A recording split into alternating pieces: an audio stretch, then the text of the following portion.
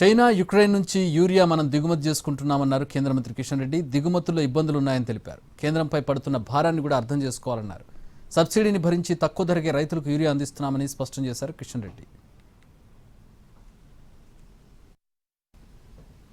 కొన్ని ఉక్రెయిన్ నుంచి కానీ మనం ఎక్కువ ఉక్రెయిన్ నుంచి కూడా యూరియా వచ్చేది. ఈరోజు ఇబ్బందిగా ఉంది. దీన్ని అర్థం చేసుకోవాల్సిన అవసరం ఉంది. ఈరోజు యూరియా అనేటువంటిది ఒక బస్తా ఇస్తున్నామంటే కేంద్ర ప్రభుత్వం మీద బర్డెన్ కూడా ఆలోచన చేయాలి. మనం అది పక్కదారి పట్టకుండా చూడాల్సిన అవసరం ఉంది. కేంద్ర ప్రభుత్వం ఒక బస్తా యూరియా బస్తా మీద 2400 రూపాయలు సబ్సిడీ ఇస్తుంది. Each bag on urea government of India giving 2400 rupees subsidy. Original cost of this urea 2500 నుంచి 2650 రూపాయలు కేంద్ర ప్రభుత్వం మీద బర్డన్ పడుతుంది.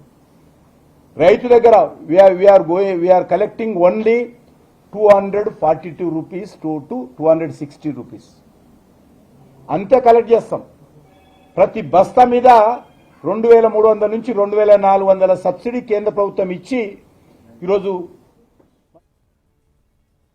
సరిగా ఆలోచన విజన్ లేక ఎక్కడి నుంచి యూరియా తీసుకురావాలి, ఎట్లా ప్రజలకు రైతులకు యూరియా వారికి ఇప్పించేలాగా చేయాలని చెప్పి అది ఫెయిల్ అయిపోయింది బీజేపీ పార్టీ.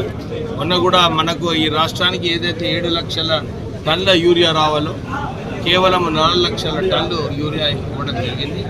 ఢిల్లీలో మన కాంగ్రెస్ ఎంపీస్ అందరూ కూడా అక్కడ ఒత్తిడి చేస్తున్నారు.